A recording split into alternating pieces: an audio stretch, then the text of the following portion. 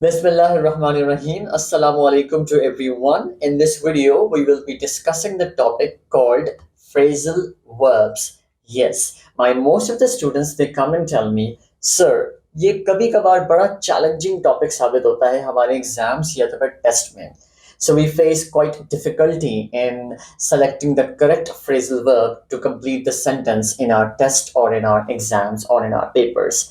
And in this video, I have got some 20 plus phrasal verbs for you ताकि आप उनको देखें with the respective meanings. उनके meanings भी हम पढ़ेंगे, discuss करेंगे और sentences भी हम बनाएंगे so that you can have well idea and well practice of the phrasal verbs. और हमने जो phrasal verbs को लिया है, हमने ये सोचते हुए लिया है कि graduation आप कर रहे हैं, for example, कोई से भी आप बैचलर्स की डिग्री कर रहे हैं या फिर एनटीएस का आप टेस्ट आप प्रिपेयर कर रहे हैं, सीएसएस के लिए प्रिपेयर कर रहे हैं, 9th एंड 10th या intermediate O and A levels या एमबी कैट के टेस्ट के लिए या फिर सैट या फिर गेट या कोई सा भी आप test with in like in your country you are preparing for. तो phrasal verbs they are like mostly asked by the examiner. अगर मैं गलत नहीं हूं तो तकरीबन 10 क्वेश्चंस तो वो लाजमी देता है आपके पेपर के अंदर just to test your knowledge about the phrasal verbs. Okay, so I really want you to have a notepad and a pencil with you. अगर आपके पास है तो आप इसको अपने साथ लेके बैठिए ताकि जो भी हम phrasal verb हम आपको बताएं तो आप उसको नोट करते रहें. ठीक है, you should note down all the phrasal verbs. By the way, note down is also a phrasal verb. Yes, and it's also a phrasal verbs that we will discuss later on. And this is your first, by the way, phrasal verb in this video. So let's go ahead and find out कि phrasal verbs होते क्या हैं. लेकिन मैं पहले आपको एक छोटी सी एग्जांपल देता हूँ ताकि आपको phrasal verbs के बारे में ज्यादा आइडिया हो जाए कि that how we are going to discuss this. एक वर्ड है आपके पास, turn. आपने काफी मर्तबा सुना होगा. turn का वैसे तो मतलब होता है मुड़ना, राइट? आप किसी की तरफ मुड़ रहे हैं. या फिर टर्न का मतलब होता है बारी. For example, it's my turn now, it's not your turn, ये मेरी बारी है. ठीक है, लेकिन क्या होगा अगर मैं टर्न के साथ एक छोटा सा नन्हा सा प्यारा सा मुन्ना सा प्रेपोजिशन लगा दूं, तो वो वर्ड क्या बन जाएगा और फिर उसके मीनिंग क्या होंगे. फॉर एग्जाम्पल ट्राई करते हैं. Turn on. टर्न के साथ मैंने प्रेपोजिशन लगा दिया ऑन, तो अब ये बन गया टर्न ऑन. तो अब इसका मतलब पीछे मुड़ना या बारी नहीं है, बल्कि इसका मतलब है किसी इलेक्ट्रॉनिक की चीज को फंक्शन में लेकर आना या फिर उसके फंक्शन को ऑफ करना. For example like turn on, तो इसका मतलब है कि आप बटन दबाते हैं या फिर मोबाइल टर्न ऑन करते हैं तो वो फंक्शन में आ जाता है, राइट? वॉशिंग मशीन को टर्न ऑन करते हैं आप तो वो फंक्शन में आ जाती है. So that's called. आपने देखा कि टर्न का वैसे मतलब था पीछे मुड़ना या तो फिर बारी, लेकिन अब मतलब हो गया switch on, like kind of कि आपने किसी इलेक्ट्रॉनिक की चीज को ऑन कर दिया. फिर आपके पास एक वर्ड आता है गिव. हम बचपन से सुनते हुए आ रहे हैं, give it to mama, give it to papa, give this plate to me, give and share with each other. ठीक है, give and take वाली बात. So give का मतलब होता है देना. लेकिन अगेन अगर मैं एक छोटा सा नन्हा सा प्यारा सा मुन्ना सा प्रपोजिशन इसमें ऐड कर दूं गिव के साथ, तो फिर वो वर्ड हो जाएगा give up. Give up. Up जो है वो आपका प्रपोजिशन है और इसका मतलब है something when you can't do anything so you give up. आप इस चीज को छोड़ देते हैं, मुझसे नहीं हो रहा यार ये. ठीक है, तो अब इसका मतलब पूरा चेंज हो गया. गिव का मतलब देना था, लेकिन अब गिव अप का मतलब है कि छोड़ देना किसी चीज को, मजीद आगे नहीं कंटिन्यू करना. फिर एक वर्ड आता है हमारे पास पुट. वैसे तो पुट का मतलब है किसी चीज को रखना उसकी जगह पे, राइट? या किसी भी जगह पे रखना. पुट का मतलब है रखना, सही है. लेकिन अगर मैं दोबारा से एक छोटा सा प्रपोजिशन ऐड कर दूं उसके साथ तो वो हो जाएगा पुट अप. पुट अप का मतलब हो गया अब यहाँ पे कंसिडर या तो फिर लाइक कंस्ट्रक्ट करना किसी चीज को, बिल्ड करना किसी चीज को, कि आप जो है वो अपनी घर की दीवार को बिल्ड कर रहे हैं. So you can say that this little penguin is putting up the fence near his house या at the walls of his house. That's called किसी चीज को बनाना. ठीक है जी. तो ये हमारे phrasal verbs हैं. On the very right side of the video you can see on your screen phrasal verbs, और उससे पहले जो थे वो सिर्फ और सिर्फ एक्शन वर्ड्स थे. ठीक है जी. अब बात करते हैं हम phrasal verbs क्या होते हैं. What are phrasal verbs? Phrasal verbs is a combination of two words. Phrasal verbs जो है ना वो दो लफ्जों का कॉम्बो है, दो लफ्जों का मतलब के मुश्तमिल करके उसको मिला के आपको जो एक वर्ड बनाना होता है. और वो दो लफ्ज कौन से हैं? एक तो होता है वर्ब यानी कि action word, that's called action word, ठीक है जी। और दूसरा होता है उसके साथ लगा हुआ preposition, एक भी हो सकते हैं, दो भी हो सकता है preposition, ठीक है। और समटाइम्स एडवर्ब भी लगता है, बहुत रेयर केसेस के अंदर एडवर्ब लगता है, वैसे तो preposition ही चल रहे होते हैं, ठीक है। सो prepositions आपने पढ़े हुए होंगे, इन, ऑन, एट, अप, ऑफ में preposition की अलग सी वीडियो जो है वो इस वीडियो की डिस्क्रिप्शन में भी ऐड कर दूंगा, so that you can have well idea about the prepositions. Well, आपको आते होंगे, I consider that. So phrasal verb जो है is a combination of two words. अब एक बहुत बड़ा सवाल यहाँ पे पैदा होता है, सर क्यों पढ़ रहे हैं हम phrasal verbs को? Why should we use phrasal verbs? What they do? क्या काम क्या आता है phrasal verbs? तो phrasal verbs they make our communication easy and quick to understand. जी हाँ, बिल्कुल। मैंने एक बात आपको बोली, फॉर एग्जाम्पल पहला वाला आप लाइन पढ़िए, he learn some English by practising it rather than being taught it during his holiday in London. भाई इसमें ये बताया जा रहा है कि वो हॉलीडे पे गया हुआ था लंदन में, और बजाय इसके वो जो है ना वो घर में बैठ के प्रैक्टिस करता या फिर कहीं और जाके प्रैक्टिस करता, वो हॉलीडे पे गया हुआ था ना लंदन, तो उसने वहीं से इंग्लिश सीख ली, यानी कि लोगों से बात करते करते उसको काफी हद तक इंग्लिश आ गई। एनवायरमेंट से आती है ना इंग्लिश तो बिल्कुल। लेकिन ये सेंटेंस बहुत ही वर्डी है, यानी कि बहुत बड़ा है, ठीक है। अगर इसको शॉर्ट एंड कंसाइज करना हो, easy and quick to understand करना हो, तो हम फ्रेजल वर्ब का इस्तेमाल करेंगे। He picked up some English during his holiday in London. How posh is this? Picked up, ये आपका फ्रेजल वर्ब है यहाँ पे, ठीक है। और इसका मतलब है कि किसी चीज को एक्वायर करना, किसी चीज को सीख लेना, that's called picked up. He picked up some English during his holiday in London. Now, let's have some examples of phrasal verbs. Number one, pick up.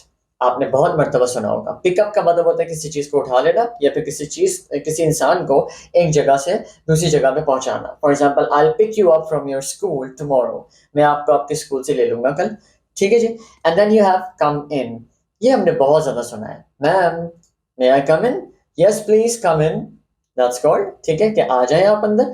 कम आपका वर्ब है, इन आपका preposition है, समझ आ गई। Then you have move on. Move on क्या होता है? मूव ऑन होता है किसी काम को छोड़ के या फिर किसी काम के लिए अपने आप को आगे बढ़ाना। फॉर एग्जाम्पल, अगर आपके साथ आपके आगे कोई खड़ा हुआ है बंदा, तो आप कह सकते हैं excuse me please move on, आगे बढ़िए, ठीक है। या फिर अगर कोई बंदा बेचारा माजी के किसी मामले के अंदर या किसी खटके के अंदर अटका हुआ है, तो आप उसको ये कह सकते हैं, darling it's 21st century, come on move on, what are you waiting for और what are you thinking about, ठीक है। दैट्स कॉल्ड मूव ऑन, आगे बढ़ो अपना, ठीक है। And then you have take off. Take off का मतलब होता है किसी चीज को उतारना, और दूसरा मतलब होता है प्लेन शू उड़ गया, that's called take off. Land करना यानी कि जमीन पे वो लैंडिंग कर रहा है, यानी कि जमीन पे आ रहा है एरोप्लेन, और टेक ऑफ का मतलब होता है उड़ जाना, सही है। So that's called take off. और समटाइम्स हम ये भी कहते हैं, take off your shirt, it's quite dirty, I want to wash it, ठीक है, अपनी शर्ट उतार दो, ये बहुत ज्यादा गंदी हो गई है, I will wash it out, ठीक है। And then you have break up, ये तो बहुत ज्यादा सुना होगा आपने। ब्रेकअप मीन्स किसी चीज का टूट जाना। For example, just glass broke up, right? Or the electricity break up or break down, something like this. और break up का मतलब होता है किसी रिश्ते का ना चल पाना और फिर वो end हो जाना किसी चीज का, that's called we had a breakup, ठीक है। And then you have look around. Look around का मतलब है अपने इर्द गिर्द देखना। सो लुक आपका वर्ब है और अराउंड जो है वो preposition है। तो जी ये तो थे आपके कॉमन से फ्रेजल वर्ब्स, लेकिन अब हम उन फ्रेजल वर्ब्स को देखते हैं जो आपके एग्जामिनर जी आपसे पूछते हैं, right, most of the time. So we'll have a list of some common phrasal verbs that are usually asked, and we will consider them with their actual meanings and their sentence of each and every phrasal verbs. So number one here on your screen, look after. Look after का क्या मतलब होता है? Look after मतलब है take care, आप किसी चीज का, किसी इंसान का ख्याल रख रहे हैं, you are looking after actually. अब देखिए इस बात को जरा गौर से सुनिएगा, यहाँ पे pay attention please. Look after जो है ना वो लुक्स आफ्टर भी हो सकता है, लुक्ड आफ्टर भी हो सकता है, लुकिंग आफ्टर भी हो सकता है। अकॉर्डिंग टू योर टेंस आप अपने फ्रेजल वर्ब को एडजस्ट करके वहां पे लगाते हैं। अगर तो आपका नर्स आपका अभी भी ख्याल रख रहा है तो आप बोलेंगे he is looking after me, ठीक है जी। लेकिन अगर उसने ख्याल रखा था 2 साल पहले, So you can say, oh, you are that same nurse, you looked after me before 2 years, है ना? Yes, I know, thank you so much, by the way, I'm perfectly fine right now. ठीक है जी. looks after का मतलब है रोजाना की जिंदगी में जो कुछ हो रहा है. आप सेंटेंस को देखते हैं. nurses look after patients at hospitals and homes. Nurses जो है वो हॉस्पिटल्स में और होम्स में पेशेंट्स की देखभाल कर रहे होते हैं, उनकी टेक केयर कर रहे होते हैं. They are looking after them. Okay, तो ये आपका नंबर वन फ्रेजल वर्ब है. नंबर टू पे देखते हैं क्या है. नंबर टू है अकाउंट फॉर. अकाउंट फॉर भी बड़ा आपके पेपर्स के अंदर पूछा जाता है, specially in your upper level kind of. तो अकाउंट फॉर का मतलब होता है to explain reason of situation और एक्शन. आपने कोई काम किया है या फिर आपको कोई जिम्मेदारी दी हुई है और अब आप उसकी जवाबदेही करें. ठीक है, दैट्स कॉल्ड. तो अकाउंट फॉर है तो अकाउंट फॉर, अकाउंट्स फॉर भी हो सकता है, अकाउंटेड फॉर भी हो सकता है और अकाउंटिंग फॉर भी हो सकता है अकॉर्डिंग टू योर टेंस, जैसे कि मैंने अभी आपको समझाया. सेंटेंस क्या है इसका. Mister finance minister is account for what he did through out the year in government. Mister finance minister, आपके पास पैसों की बोरियां आ रही थी बहुत ज्यादा थ्रू आउट द ईयर, तो आपने हुकूमत में रहते हुए क्या क्या काम किए, जरा हिसाब दे दीजिए प्लीज. ठीक है, account for, that's called. Number three होता है आपका phrasal verbs cut back on. Cut back on का मतलब होता है रिड्यूस समथिंग, किसी चीज को कम कर देना. Right, so we can say cut back है तो कट्स बैक भी हो सकता है, कट बैक भी हो सकता है और कटिंग बैक भी हो सकता है. अब देखते हैं सेंटेंस को. We need to cut back the production of this shampoo. Nobody is buying it. कोई इस शैम्पू को ले ही नहीं रहा है. अब हमें इसकी प्रोडक्शन को कट करना पड़ेगा, यानी कि रिड्यूस करना पड़ेगा, यानी कि कम करना पड़ेगा. We need to cut back this production of the shampoo. Okay? Phrasal verb number 4. अब आता है आपके पास run out. रन आउट का वैसे तो मतलब होता है भाग जाना, है ना, लेकिन यहाँ पे मतलब है किसी चीज का कम होना या तो फिर खत्म हो जाना. समथिंग विच एंडेड और used. So we can say that run out है तो रन्स आउट भी होगा और रन आउट भी होगा और रनिंग आउट भी होगा. And what is sentence over here. We are running out the flower, you will have to go to the market tomorrow. कल आपको मार्केट जाना ही पड़ेगा क्योंकि हमारे पास फ्लावर जो है यानी कि जो जो आटा है वो कम हो रहा है. ठीक है जी. And then number 5, phrasal verb number 5, come up with. Come up with का मतलब होता है किसी चीज के साथ आना, ब्रिंग समथिंग या सम आइडियाज यू कैन से. So the thing is that come up है तो कम्स अप भी हो सकता है, केम अप भी हो सकता है, कमिंग अप भी हो सकता है. So we can say she always comes up with a brilliant idea. अच्छा, ये जो मैं आपको बता रहा हूँ ना कि कम अप, कम्स अप और केम अप, ये जो फॉर्म्स ऑफ वर्ब में आपको चारों की चारों फॉर्म्स ऑफ वर्ब बता रहा हूँ, इसमें जो कुछ सेंटेंसेस हैं मैं इनमें जो है ना वो थोड़ा सा ऑल्टरनेटिव यूज कर रहा हूँ ताकि जो है वो आपको आइडिया होता रहे कि अच्छा ये ऐसे भी हो सकता है और आप उसको वैसे भी कर सकते हैं, like according to your situation. I hope that you are getting it. और अगर कोई भी आपका कोई क्वेश्चन है so just you can write in the comments and you can ask me, I will then reply you. ठीक है, she always comes up with a brilliant idea. उसके पास हमेशा अच्छे से अच्छा आइडिया होता है. फ्रेजल वर्ब नंबर 6 में आता है डाई आउट. डाई का मतलब होता है वैसे मर जाना, लेकिन यहाँ पे डाई आउट का मतलब है टू गेट एक्सटेंट. जी बिल्कुल, डाई आउट का मतलब है कि खत्म हो जाना, यानी कि किसी चीज का खात्मा हो जाना. जैसे डायनासोर्स अल्हम्दुलिल्लाह खत्म हो गए. ठीक है, अगर आज होते तो अल्लाह पता नहीं क्या होता. सो डाई आउट है तो डाइज आउट भी होगा, डाइड आउट भी होगा और डाइंग आउट भी होगा. तो sentences can be the fire died out after 2 hours. 2 घंटे के बाद फायर यानी कि आग जो है वो खत्म हो गई. If you don't give water to plants they die out. अब देखिए, दो सिचुएशंस के अंदर अलग अलग फ्रेजल वर्ब्स को हमने नहीं यूज किया बल्कि वही यूज किया, लेकिन उनकी फॉर्म्स ऑफ वर्ब को चेंज कर दिया. फर्स्ट और सेकंड फॉर्म लगा दी according to the situation and tense. Phrasal verb number 7 कहता है हैंड इन. हैंड इन का मतलब होता है किसी चीज को देना. ठीक है, या फिर किसी चीज को कंप्लीट कर लेना, गिव समथिंग और या फिर कंप्लीट. एक फ्रेजल वर्ब के दो तरह के मतलब भी हो सकते हैं. जैसे मैंने आपको बताया था ना कि टेक ऑफ. टेक ऑफ का मतलब टेक ऑफ योर शर्ट, यानी कि शर्ट उतार दो. और टेक ऑफ हो रहा है प्लेन, यानी कि एरोप्लेन जो है वो जमीन से उड़ रहा है. So that's called take off. तो एक फ्रेजल वर्ब के दो मतलब भी हो सकते हैं according to your communication and situation. आप उसको यूज करते हैं. Hand in, handed in, hands in भी हो सकता है और हैंडिंग इन भी हो सकता है. ठीक है जी. तो we can say you all must hand in your projects by the end of this month. आप तमाम तर लोग अपने प्रोजेक्ट्स कंप्लीट कर लीजिए और इस महीने के एंड तक हमें सबमिट करवा दीजिए, प्लीज हैंड इन कर दीजिए, ठीक है? That's called your phrasal verb. Phrasal verb number 8 is count on. Count on का मतलब, जैसे काउंट का मतलब होता है गिनना, ठीक है, लेकिन यहाँ पे काउंट ऑन का मतलब है रिलाई ऑन समवन. आप किसी के ऊपर रिलाई कर रहे हैं, आप किसी को गिन रहे हैं अपनी मदद के लिए या फिर अपनी सपोर्ट के लिए. So count on, counts on, counted on, counting on भी हो सकता है.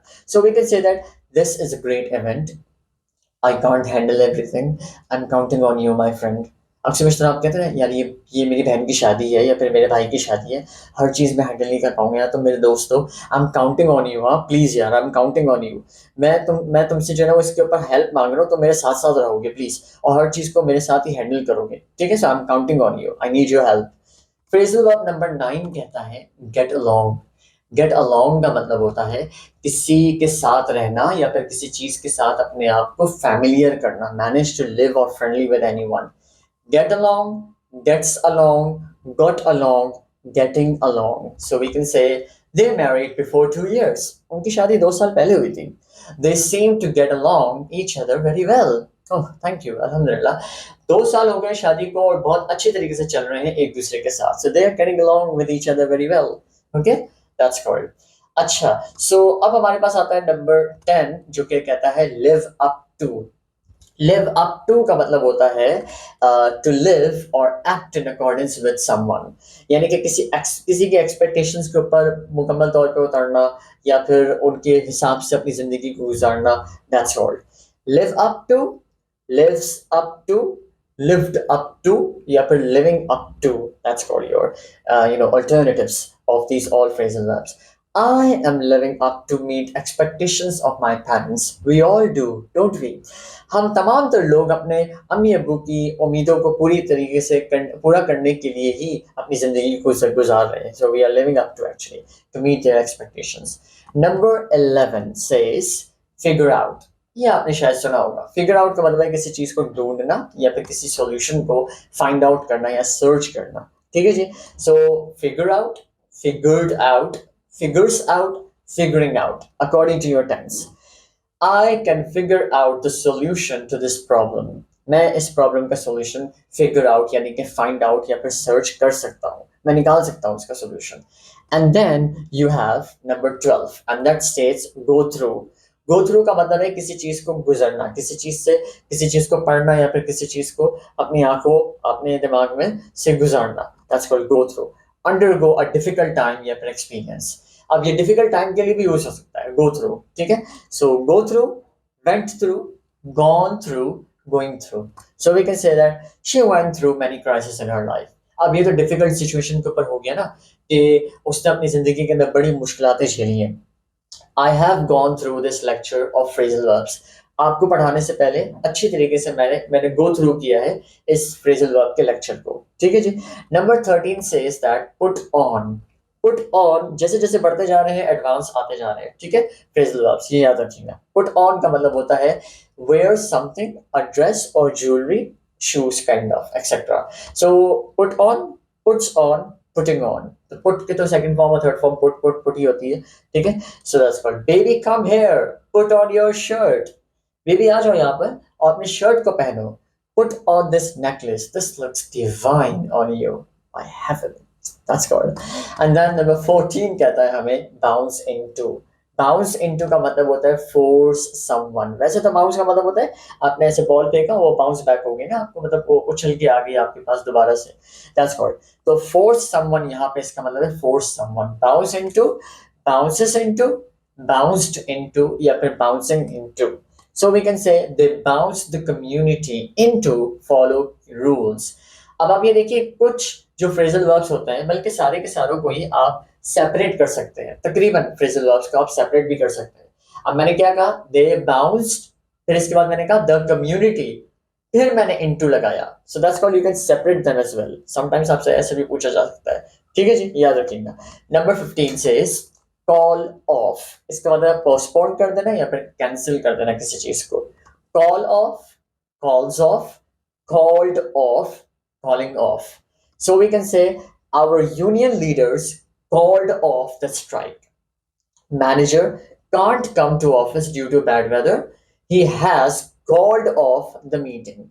जी उन्होंने कॉल्ड ऑफ कर दिया यानी कि मीटिंग को कैंसिल कर दिया क्योंकि वो नहीं आ सकते बाहर बारिश हो रही है ठीक है जी that's called called off means cancel number 16 is bubble over wow I really like it bubble over it means become very excited क्योंकि मैं कभी कभार हो जाता हूँ I shouldn't be by the way so that's called become very excited and that's bubble over तो bubbled over भी हो सकता है past form bubbling over continuous form bubbles over present simple के अंदर जो हम अक्सर से यूज कर रहे होते हैं that's called so we can say he bubbled over with joy when he got his new car जैसे ही उसको ये खबर मिली कि मुझे नई गाड़ी मिल रही है या I have got some a good new car so he bubbled over वो खुशी से पागल हो गया ठीक है that's called 17 is called yammer on I think आप में से बहुत कम लोगों को ये मालूम होगा बट आप सबको मालूम है thankfully so it's called yammer on means talk continuously in an annoying way अक्सर बचता हमारे घर के अंदर जो हमारी पप्पो लोग जो होते हैं sometimes not with everyone it's not the case of everyone लेकिन जब भी वो आते हैं तो वो शुरू होते हैं और फिर वो चुप ही नहीं होते हैं that's called continuously they are talking in a very annoying manner अब yammer on है तो yammered on भी हो सकता है yammers on भी हो सकता है और yammering on भी हो सकता है so we can say she yammered on for 3 hours non-stop oh my god literally ये बिल्कुल जो है ना वो पप्पू लोगों की बात हो रही है that's called and then phrasal verb number 18 is word up word up is a very classical one word up का मतलब होता है एडवाइस देना या फिर इंफॉर्मेशन देना किसी को सो वर्ड्स अप भी हो सकता है वर्डेड अप भी हो सकता है और वर्डिंग अप भी हो सकता है ओके जी so we can say my sister words me up on my education she's like my mentor to me it's undoubtedly and inarguably the correct statement my sister is my mentor and I'm very thankful to her alhamdulillah I have like this kind of a sister she's my mentor ठीक है she always advises me towards the right thing and towards the right path so thank you and number 19 is called as think up का मतलब होता है create या फिर invent something so we can say thinks up भी हो सकता है thought up भी हो सकता है और thinking up भी हो सकता है ठीक है जी so you must better think up an excuse for late coming हो आज फिर लेट हो गए तुम अच्छा अब तो तुम्हें फाइन भरना पड़ेगा या तो फिर तुम्हें जो है वो सजा वगैरह मिलेगी so you better think up with some good excuse for late coming कुछ ना कुछ सोच लो कुछ इन्वेंट कर लो अपने माइंड के अंदर phrasal verb number 20 and the last one and that's called tee up I really like this little cute phrasal verb tee up का मतलब होता है make preparations before starting something ठीक है आप कोई चीज स्टार्ट कर रहे हैं तो उससे पहले जो आप टी अप कर लीजिए थोड़ी सी तैयारी कर लीजिए ठीक है एंड टी अप टीड अप भी हो सकता है टीइंग अप भी हो सकता है टीज अप भी हो सकता है so I can say Toyota is teeing up for the launch of its new car undoubtedly Toyota is the best manufacturer of the cars and vehicles I genuinely love this brand a lot. So this was all for phrasal verbs and in part 2 of this video हम करने जा रहे हैं quiz बड़ा ज़बरदस्त सा tricky सा जो कि आपके एग्जामिनर साहब भी आपसे ले सकते हैं इस तरह के क्वेश्चंस हम आपसे पूछेंगे and together we will be solving with correct answers and each of the correct answers explanation as well inshallah and then we are coming up with 40 plus phrasal verbs in our next video. Yes, alphabetically हम आपको 40 से ज़्यादा phrasal verbs बताने वाले हैं जो कि आपके एग्जाम्स में जो कि आपकी लाइफ के अंदर बहुत ज़्यादा काम आएंगे. So do watch that. Like this video. Share it with your friends and colleagues. I need water. Share it with your friends and colleagues so that they can be also ruling over phrasal verbs topic, inshallah. And subscribe to Infomercial. Thank you so much for your time. Allah Hafiz.